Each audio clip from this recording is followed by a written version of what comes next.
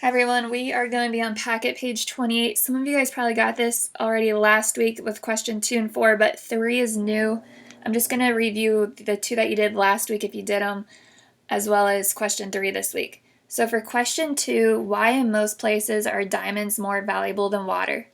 So if you look at it, water, especially where we live near the Great Lakes, it's really plentiful, so it's really common. Some other countries, like in Africa, where they don't have water access, it's scarce to them. But for most of the world, diamonds are very rare, so they're very scarce. That's what makes them more expensive. So the more scarce an item is, usually the price is a lot higher. Then for question 3, read the paragraph first. So it's talking about factor markets and product markets. So the question is a toy factory a factor market or a product market? And explain your answer. So a toy factory is going to be part of the factor market because it's making the toys there. A way that helps me remember if it's a factor market or a product market, for factor market, write down in your packet that factor market equals factory. That is where the item is made. So sometimes it could be a factory, or maybe it might be at home, you're just making it by hand. Then a product market is where the product is sold at. So for a product market, that's going to be like your stores. It can also be like online as well. So it could be a building or virtually. Question 4, how has the division of labor and specialization made Americans more economically dependent on one another and less able to do everything for themselves? So if specialization, that means you can do one thing really well. So for example, in factories, when they came around, instead of having each person take a car, for example, build the car themselves, it became much better to do like assembly lines where each person was in charge of a certain role. So somebody's role might be putting the tires on, somebody else might be welding or putting like the framework, the body on. So it speeds up the time it makes to make a product. An easy way to do this at home is, if you have like extra paper lying around, is to make paper airplanes. I used to do this in class with you guys. But for example, you yourself make 3 paper airplanes and time yourself how long it takes you to make it. And then what we would do is we'd recruit classmates for the second part of it. So then we'd have like a 3-fold paper airplane. So the first person would make 1 fold, the second person would make the second, and then the 3rd fold. And then, so each person had a role, and you can see how long it takes them to make 3 paper airplanes with like an assembly line. Usually the time is cut in half or even much faster than that. And then I want you guys to go to page 30 in your packet. So on page 30, it's talking about standard of living. So that is based on the things that you own. It makes your life easier. So it's like your quality of life. So for question 4 there, it says, give examples of how 2 businesses affect your standard of living. So when you look at how things affect your standard of living, a lot of times we want to look at resources. So for us, in our standard of living in America, usually distance to jobs and stores is a big one. A lot of people live near where they work. So if you look at your parents or grandparents, probably most of you guys have at least one parent who works in Worcester. And then sometimes the other parent will travel. Or maybe they both work there. You want to live near where you work because it cuts time on driving, more time you can be with your family, less time you have to be in a car driving to work. Sometimes people, like if they live in Worcester and they don't work in Worcester or Wayne County area, they'll like split the difference. So maybe one person works in Mansfield and then the other one works in Canton, and Worcester is kind of like that central location where they both have like that equal distance time. That way it's not super long for one person or another. And then location to stores. So in Worcester, you're close to all the grocery stores, the businesses, restaurants, things like that. If you move out to like the other areas like Smithville, Creston, Dalton area, they're a bit farther away from like the main stores like Walmart, Kohl's, like the shopping plaza. So they have to travel a little bit more. And then another thing at standard of living would be your environment. So what's around you? Do you have plenty of water? If you think about our early civilizations, they lived near water, so they wanted to live near the Nile River. And then today we also look at oil as well. So oil prices, like they're started to drop, so it's much cheaper. So gas is under $2 right now. In some places it's close to almost being under $1. Back when I started driving, it was almost $4. So we were always like, make sure you took the trip that was near and you weren't having to like run back and forth. Like if you were at school with practices and stuff, you could just kind of stay there. That way it saved money on gas.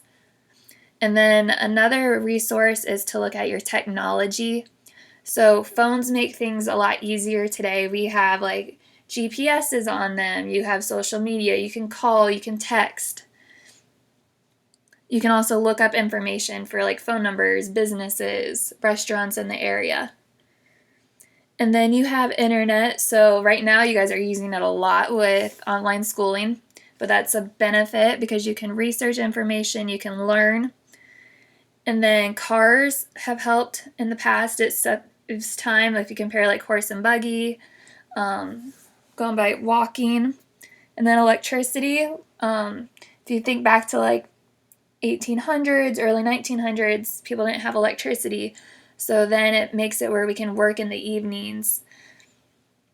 And then farm equipment has gotten much better, where it's faster, they can plant more crops, it saves time. They even have GPSs where it lines up the rows on like huge farms out west where they know right where one farm start, or when they plant where one row starts and the next one ends. That way they're not going to waste crops by planting too much, or they'll leave gaps in their fields.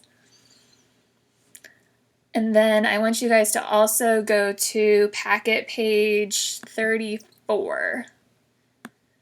So on 34, we are looking at like the triangular trade. So we're going to go over some definitions first. So imports, you've seen that in the other video. So imports are goods and resources that come into a country. So the key word there to help you remember it is import comes into. They both start with I's. And then make sure you underline or highlight that in your packet. Export are goods and resources that leave the country or exit the country. So I use exit, so it's EE, so that way it helps you remember. So export, they're exiting the country, they're leaving. Import, they're coming into the country. It has an I. Then goods are products that are manufactured for sale. So it can be like food, it could be clothing, it could be tools, other objects. Then markets are places where items are bought and sold. So it can be a physical store where you see like Walmart, Target, Kmart, or it can be a virtual online store. Like Walmart would be both. It has the online aspect of it, and it also has a physical store. But like Amazon would only be the online store. It has the warehouses, but where you buy the items and sell them at is online. Then you have a passage to the left. I want you to read that, so if you have to, pause the video. And then we're going to complete the chart here on this page. So if we start, it says the first leg of the voyage was in an English port. Okay, so we're going to put where being England. So that's the country that it starts in. And then it says ships were loaded with goods to take to Africa to trade for slaves. So what England is exporting, what's going to leave England is going to be goods. So they made products, they are going to ship them. So once it says they were loaded with goods to take to Africa. So Africa is going to become the next place on the journey. So Africa is going to import the goods. So what one country exports here becomes what the other one imports down here. So then in Africa, they are going to get slaves. So the slaves here, this is like an example from like the 1700s, 1800s. So then the slaves will come from Africa, and then the next trip on the journey is going to be to the Americas or the Caribbean islands. So this is when you still see in the 1700s as like England as a colony. So this is the Americas. So the Americas are going to import slaves, and then the export here if you continue reading, the Americas are going to have sugar, tobacco, and other agricultural farm products. So those would be crops like wheat, rice, grain, things like that. So then what America exports, being the sugar, the tobacco, the agricultural products, that is what England is going to import then.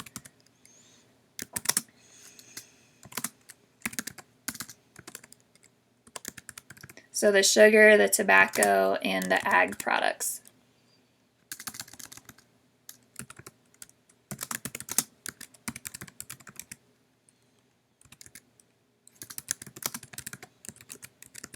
So they call it triangular trade. This was like the trade that was used back during the 1700s at this time. So England is the country, it owns the Americas at this time because it's a colony. So these three countries would trade, and then they'd use the Atlantic Ocean with the ships. And then read the paragraph at the bottom there. It talks about mercantilism. So, and then at the top of page 35, I want you guys to also answer those questions. So in this example, the mother country, that's going to be the country that owns somebody else. So in this case, it is going to be England. And then the colony here, this is going to be the Americas. And then the foreign market in this example is going to be Africa. So we trade with other countries today. It doesn't necessarily have to be like a triangular trade. It can be just trading like us in China, where we get a lot of products from. Or it could be with us and Mexico with car parts, things like that. So make sure you complete these pages in your packet. Use these notes as well as your vocab to be able to take the vocab quiz. You need to do that next. Good luck on it.